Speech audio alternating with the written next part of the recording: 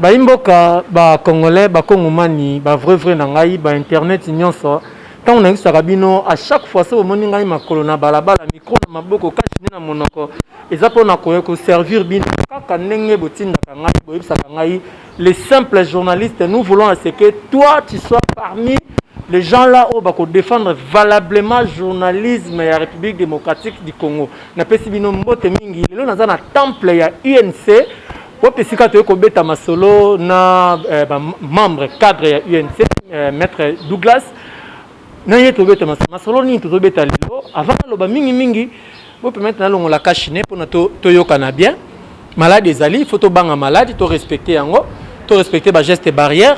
Toujours casque na yo, masque na on elongi, toujours gel hydroalcoolique na maboko, faut respecter ba gestes barrières et que ça là que to tinda maladie mo sika. Ensemble na maître Douglas, lelo to yeko beta masolo, tali ba marche na bango. Cela est dû à quoi? Tu as dit que bato balata kabilamba ya jaune bleu, ba chemise ya jaune bleu eza ba prisonnier na makala. Mais kasi INC ba changer habillement ba longoli rouge blanc, ba comme na jaune bleu. INC bazui parti mobimba mingi bango na catholique ba comme lettre bango ba chapelet. Cela est dû à quoi? Maître Douglas, bonjour. Bonjour neko journaliste, na kolinga ngai na kata hote na introduction na yo, nazali avocat, nazali communicateur à INC, na bato asala confusion na maître Basile Mpoyo. Je n'ai jamais fait le droit, moi j'ai fait la comptabilité à l'ISES. Donc je suis financé. OK. Toleki monsieur Douglas ozali cadre ya UNC, communicateur camériste de conviction. On a eu bakisi. Non, naza camériste depuis 2010 ans la partie. De ma camériste, ba bazoya parce que bazo content monde ba onde bazoya. O bazoya na feka pona mbongo, o bazoya partie sans vision. Maintenant depuis 2010 na partie, je suis camériste, je suis communicateur de l'INC et puis nazali rapporteur, il y a la recrutement et préparation avec ça. Donc na avocat, na maître ma confité, donc avocat ça ne ko maître Basile parce que la confusion na maître Basile Mpoyo. Na boy wa yote albaka maître avocat ba kanga te na avocat. Moi mboka Douglas tomoni malembe moi mboka Vital Kamerhe a commis koyamba ba visite kuna ya réconfort entre autres visite oyo suscité makambo ebele ezali ya ne Emiliani ozali coordonnateur ya FCC et là qu'on bolingo préparer kuna na kati bolingo bo repêcher Vital Kamerhe na kati ya FCC pour boyebi ka yende azalaka makasi na ba dialogue. Merci à votre nom. Ayo na kolingana éclaircir opinion na bibi ba na biso na monde entier. Na kolingana na balable moto lo ba awa o ezali tendo bango pièce contre pièce. Pièce contre nini. Pièce contre pièce, ils ont tenu la prisonnette, Naza évadé, et ça marque déposé au modèle Vital Kamerhe, né les autres manakisa ça Naza nous sont recueillis, Bagé Baroumi Kolate en pièce contre pièce, Tobi dossier vide, libéré Vital Kamerhe. Chapelet Oyo, Vital Kamerhe Zali chrétien catholique. Nous mon aki chapelet bané ko bangisa. Bande konabiso basamisa Vital Kamerhe surtout côté ministère public bande ko banga chapelet oyo donc fait kazali chrétien catholique mais ngana semaine d'église de réveil na bête shalom mission de pasteur de brèche et pas apôtre Béni Moké otuni question bi que non to moni ba consultation comme na kati ya boloko mais Vital Kamerhe c'est pas n'importe qui Vital Kamerhe azana no allié à IDPS allié Vital Kamerhe dans la coalition cachée et FCC. Bon, ça dit que non, à l'époque, tant que Vital Kamerhe. Tu as l'église catholique. Dans Zélan de Kwabéchole, Balbaka, tu as un procès, tout le monde a procès au programme à 100 jours et que n'est pas dans un état de droit.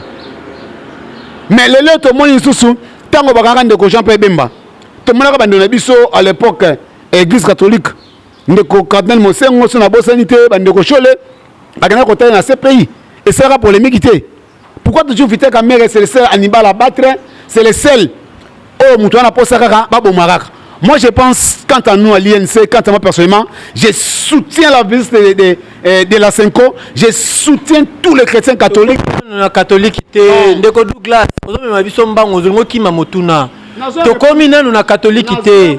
Ndeko Douglas, pardon.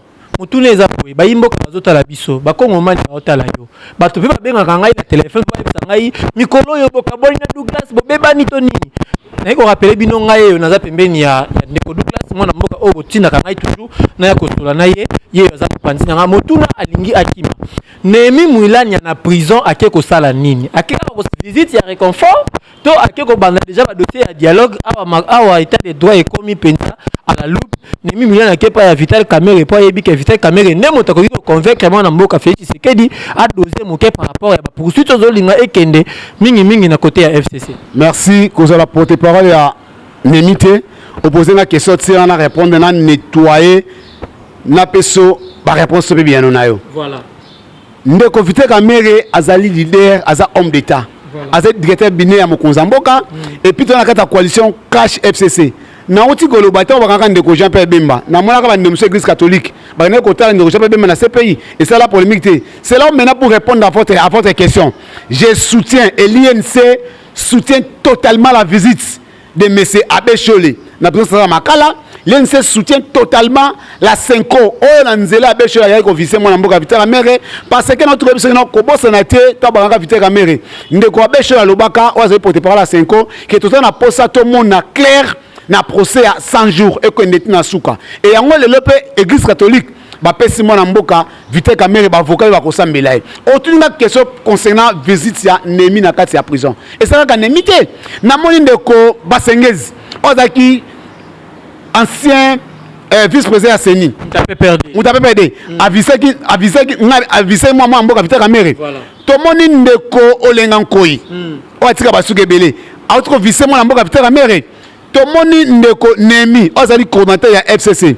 avise moi membre Vital Kamerhe Vital Kamerhe azali monument Vital Kamerhe azali bibliothèque ya mboka na biso Vital Kamerhe azali Nelson Mandela ya mboka tango moninga za na tango ya pasi beba ka moninga malamu na tango ya pasi yango mo ba ndonso bazoya et pas Vital Kamerhe ko conforter makoza na kati ya boloko to tikelo zo ensemble na yo RCT bakanga ki Bemba bato ta kati ye même na kati opposition bato na sepla kete la chambre Bemba et je t'informe je suis un prophète. On a prophétisé. Au moins, attaché un Bemba à côté de la membre Vital Kamerhe à prison. Écoute. Non, plusieurs fois. J'ai même coupé plusieurs fois. Ma mère a coupé. J'ai mis ma main coupée. J'ai essayé de défier tout le monde. Vital Kamerhe a vu ça, Bemba, n'a pas payé plusieurs fois. J'ai mis ma tête à couper. Et ça, la vidéo, on peut faire une vidéo. J'ai mis ma tête à couper. Vital Kamerhe a vu ça plusieurs fois. J'ai mis ma pays. Et ça, la polémique, mon côté. Et tout le monde bande qu'on a biso avisé ba mninga madame natonga passe caméra ko fela ki neve nae le kamasaru caméra bakangi ndeko papier okata o do demo papier okata da bolo akosamba te caméra bakangi ndeko masaru na kati ya boloko alors et ça na bato baza tout d'abord baza même province so ko stoni ndeko na ba province mo bezap o le nko ya ko tala Vital Kamerhe et c'est pour mité pour nani ndeko na biso Cholé ay ko tala et c'est pour mité pourquoi. Et l'église catholique va passer moi en mboka Vital Kamerhe ba avocat pour te basa mêler. Donc moi je pense et ça vis moi ko confronter moi en mboka Vital Kamerhe que azala makasi tout ça ensemble naie. Mais Vital Kamerhe il reste toujours le pacificateur pour notre pays. Il reste toujours une machine oh to iko sakana yango donc te. Au-delà ya visite ya réconfort ningo koloba parce que na moni esprit bandi ko mata. Au-delà ya ba via visite ya réconfort au koloba ko ba bande ko lenga ko parce que to bossa na te ba imboka bazota la biso ndeko lenga ko ite aza parmi batu oyo babandaka toujours les kambo d'intérêt personnel entre autres makambo ya dialogue na makambo ya sensa e bandaka kaka boy dialogue ndeko lenga ko il était dedans ensemble na ndeko Vital Kamerhe tango azokende kuna mutu yanga ezali ya kotuna boy au-delà ya visite ya réconfort et l'autre nous sommes entre FCC na INC. Non.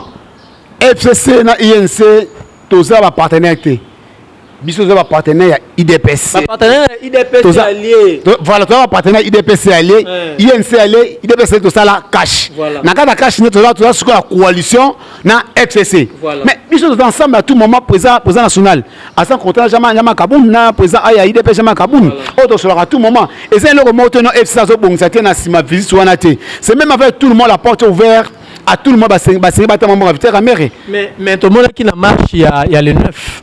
oyo balie na bino ya IDPS ba marché pour na ko telemela ba loi ya binaku et puis pour na ko telemela makambo ya Ronsard Malonda INC ata drapeau mon côté.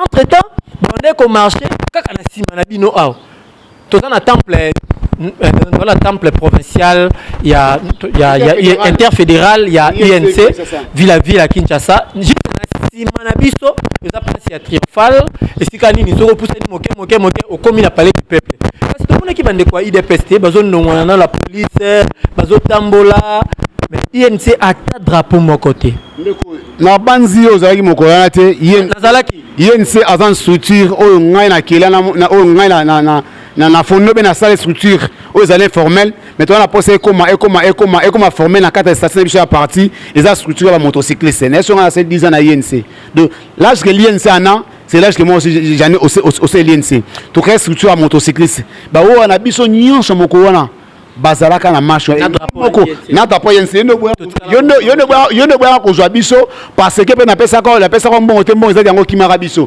INC ba oyo na biso bazalaka mokolo wana to sendaka eloko wana parce que c'est la peuple loi obisina loi ya sakata na minako mais tant ba longoli yango boyo yango so pourquoi INC alinga sonno papa quoi peuple la boyo yango biso solution boni toza ensemble na IDPC aller INC aller toza ensemble na miso ba non na tout ce que non les bandelike non tozo le rolling to sala unité à cash oleni cash comme plateforme politique ndo mo ndeko jama kabund ayamaki banelso ya INC on ndeko doter sele ayibaki bango ndeko na ngai mwana mboka Douglas biano na yo ezotinda ngai ko tuna ja tango lobi boza kolinga bosangi ça un cash et comme plateforme politique c'est ça non voilà tant que comme plateforme politique.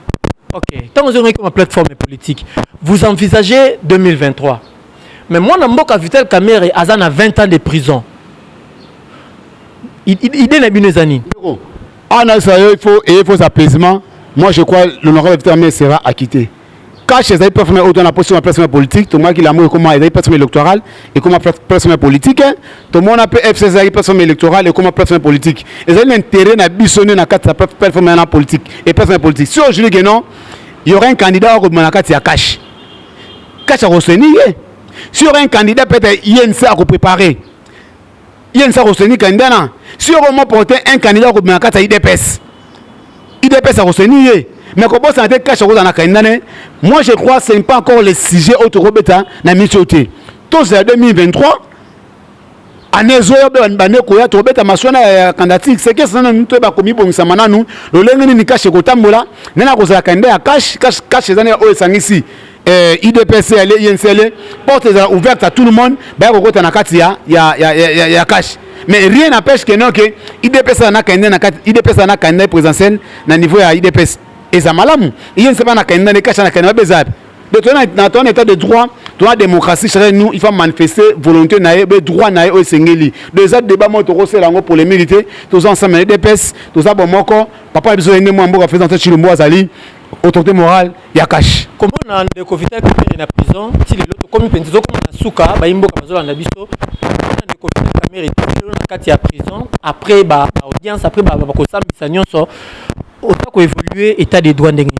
Non, état de droit eza eloko bandi se ko tsana mboka na biso mais eza ba règlement nango na ba norme etambolelaka mais mokonza mboka za na volonté malamu ya kotamisa mboka na biso juste mboka nde etombolaka mboka mais na état de droit il y a certaines personnes au baza na posa que non ba nuire collaborateur ya mokonza mboka fait tant Chilombo non je peux pas citer les noms ngana ko ta ba ko na ko sa publicité moi je parle de cash. Et je pense que c'est l'INC. FCC tout bas na cash. Quelque chose de FCC, quelque chose de cash. On a un monsieur qui non initiative il y a quoi bah programme 100 jours et ça n'est plus to initier en haut. C'est là nous avons même nous na procès ma Vital Kamerhe. Na ko ta comme na bangote. Et puis moi il y a non tango ba kangi Vital Kamerhe il y a déjà ba mela ba champagne ba sepela batu batama la ville avec ça batama par tout le monde. Donc on a quatre procès il y a à boire et à manger. Mais moi comme politicien je prends ça dans un angle politiquement. À ne pas oublier que non Mandela pour ta liberté de Sénaka politique et se manifester na balaba ne mande azwaka liberté et Lumumba peut-être manakati ya boloko et ça balaba réclamer peut-être Lumumba manakati ya vous pouvez aussi commencer à la présidence pour terminer prisonnier. Pourquoi on appelle prisonnier au soutien na présidence? Mais Vital Kamerhe bandi prisonnier te, Vital Kamerhe bandi ministre a commis président de l'Assemblée nationale, président de l'Assemblée nationale a commis directeur de cabinet les lois azali na boloko tanga kobima. Les msusa kozonga pe directeur de cabinet pour balongo liete. Moi je crois moi mbo Vital Kamerhe a kozala quitter parce que baso après faut Kamerhe ibila mbongo te. Baso après moi côté so na préfet bisanga ibiso ba Kamerhe bozo lukaka ba preuve. Tout ça en matière pénale. Ce qui autangi article ni livre D à code pénal article D plutôt article 45 et article 45 à code pénal livre D et ça bien énuméré à infraction en matière pénale. Voilà. Et ça pièce contre pièce ou bien la question de monter il preuve mais preuve moi la exhibition mais non. Il n'y a pas crime, il n'y a pas crime sans cadavre. Le seul monde qui a faut crime salama. Crime sans c'est pas koufi. Mais na condition dans ordre dans procès Vital Kamerhe. Pour moi exacté. Juge a un appel. A ABC bato ba connaître Vital Kamerhe que bala qui sait la pièce sur caméra de tourner mon. Il y a d'autres choses à niveau appel. Au cas où sur la preuve exacte Kamerhe va la quitter. Nazo ni mageno mwa Kamerhe akozala akité parce il y a pas de preuve pour sur Kamerhe ba mon. Muto sa mbongo jamaa binga mese jamaa mbongo nazwa na tina na compte na Luxembourg na ba collaborateur nanga. Bisika mo de jamaa ba geno mbongo nazwi na tina compte Vital Kamerhe na tina compte ndeko nanga Fisson. Même si on a compte collaborateur ya batayani ya Kamerhe. A train de montrer en côté même avocat république basala incapable de démontrer biso mon Kamerhe iba. Ba mi biso na biloko ma dilatoire qui est infraction de détournement intellectuel. Et ça l'a raté. Moi j'ai pas fait les droits quand même dans une notion élémentaire de droit la G1. OK. Donc les trucs bana biso ko sala droit pendant 5 ans à l'université, baza ko les trucs bango infraction intellectuelle et ça l'a raté na carte de constitution même na livre o ya mi be comme infraction et ça là ko sala té. Donc ba avocat ba sala musana ngi to ça ba avocat et justice mboka sala naître et tout le monde a quitté membre Vital Kamerhe après na niveau appel. Merci Tokomi Nasuka. Mon réalisateur Eko permettre ngai na tournez-moi 3 questions questions directes. Une question directe na biso balé. Moi na mboka yoko kaka faux to vrai. Na bandi. Vital Kamerhe na Félix Tshisekedi bazoyo kalate. Bazoyo kanaki d'accord.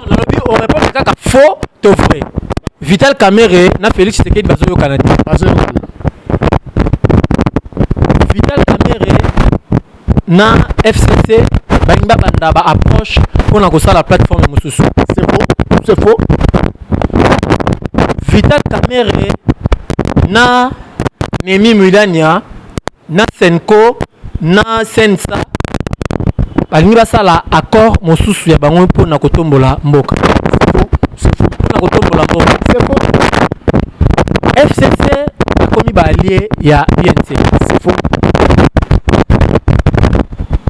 Merci comme na botika la malamu so bo sepeli émission on peut ça merci mingi na FLMK féliciter Makaya Lukala donc féliciter Makaya Lukala donc yende azali derrière la caméra la seule caméra woman au lelo Kinshasa et au côté sur et puis Bopé Sambote Mingi na et le bon réalisateur Bopé Sambote Mingi na fondation Mohamed Bitumba Bopé Sambote Mingi na Armelou Bisika Azali Kuna le boss la seule personne au monde qui s'est réalisé à ses promesses qui s'est tenir ferme à ses promesses le bi a etikali a Bopé Sambote Mingi na Yemoko o bobé toujours Yemoko Yesu Yayam Botika la malam kutani mbalasima bye.